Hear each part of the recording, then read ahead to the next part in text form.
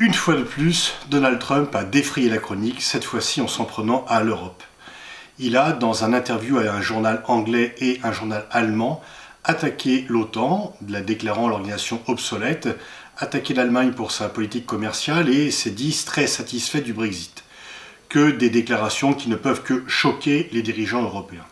Pour autant, faut-il s'alarmer à ce point et être aussi inquiet? Il y a aussi peut-être des opportunités finalement à saisir. L'OTAN est obsolète. Bah oui, il n'y a plus de menaces soviétiques. La Russie, même si elle n'est pas un voisin toujours agréable, n'a pas les moyens de nous menacer comme était l'Union soviétique. Et peut-être qu'il y a finalement enfin une fenêtre d'opportunité pour les dirigeants européens.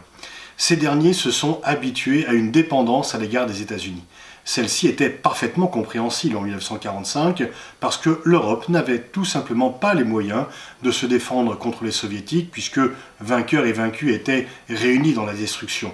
Et seul Washington pouvait garantir la sécurité du continent européen face à la menace soviétique. Les choses ont changé dans les années 60 puisque grâce à l'aide américaine et le plan Marshall entre autres, l'Europe était reconstruite et l'Europe aurait pu plus assumer sa propre sécurité. Elle n'a pas voulu le faire. Et d'ailleurs, déjà à l'époque, un sénateur, Mansfield, protestait régulièrement contre le fait que l'Europe ne faisait pas suffisamment pour sa défense et que peut-être que les Américains devraient l'abandonner. Il n'en fut rien, mais l'Europe n'avait pas saisi le fait d'avoir recouvré son indépendance économique pour recouvrer en même temps son indépendance stratégique. Et De Gaulle, qui l'a proposé plusieurs fois, comme Mitterrand par la suite, s'est toujours heurté au refus des partenaires européens qui finalement étaient habitués à une dépendance confortable de sécurité à l'égard des Américains. Une autre étape a été manquée, c'est après la fin de la guerre froide. La disparition de la menace soviétique, Mitterrand a tenté d'ailleurs, qualifiant l'OTAN de Sainte Alliance, d'avoir une organisation plus pan-européenne à travers l'OSCE. Là encore, ça a été un échec et donc les Européens, volontairement, ont conservé une dépendance à l'égard des États-Unis. Avec Barack Obama, les choses étaient relativement confortables parce qu'il n'était pas extrêmement impulsif ni trop intervenant dans les affaires européennes. Il nous a même plutôt négligés.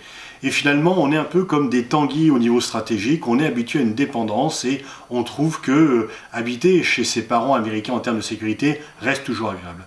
Finalement, Trump nous met à la porte. Il nous met à la porte brutalement, mais à nous d'en profiter, à nous de bâtir une sécurité autonome. Si Trump veut passer par-dessus nos têtes pour avoir un dialogue avec Moscou, ce qui a toujours été la crainte des Européens, les Européens ont toujours craint une trop bonne entente entre Moscou et Washington ou un trop grand antagonisme entre Moscou et Washington. Mais en tous les cas, nous avons les moyens d'assurer nous-mêmes notre sécurité sans dépendre des Américains. Et si Trump nous dit « débrouillez-vous », eh bien prenons-le au mot. Prenons-le au mot. Les Britanniques pourront passer des accords spéciaux avec eux, on le verra bien, mais leur départ de l'Union européenne pourrait d'ailleurs faciliter cette constitution d'un pilier autonome européen de la défense, de cette défense de l'Europe dont on parle depuis des décennies sans jamais rien faire. Et finalement, les provocations de Trump, sa politique brutale, pourraient être une aubaine, mais à condition bien sûr qu'on la saisisse. À condition qu'il y ait des dirigeants européens pour faire face, que l'on trouve des leaders pour prendre la balle au bond et puis se lancer vraiment dans cela, plutôt que de se lamenter du fait de l'abandon de Trump.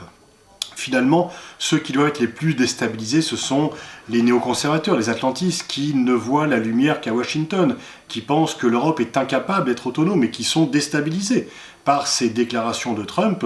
Et c'est assez amusant de les voir se lamenter par rapport à un protecteur qu'ils adorent et qui vient de les abandonner, ou plutôt de menacer de les abandonner, parce qu'il y a aussi finalement un autre enjeu, c'est est-ce que Trump ira jusqu'au bout?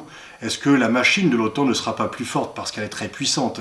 Il y a des intérêts puissants américains qui savent que c'est leur intérêt d'être présents stratégiquement en Europe pour pouvoir dominer l'Europe. Et donc, je ne suis pas sûr que si Trump allait jusqu'au bout de ses déclarations, cela soit une mauvaise chose pour l'Europe, à condition qu'elle se ressaisisse, à condition qu'elle soit à la hauteur des défis qui lui sont proposés. Et deuxièmement, il n'est pas certain que Trump aille jusqu'au bout de sa démarche, parce qu'il y a des forces en présence, des structures, des lenteurs, des habitudes qui pourraient venir finalement tempérer ses ardeurs.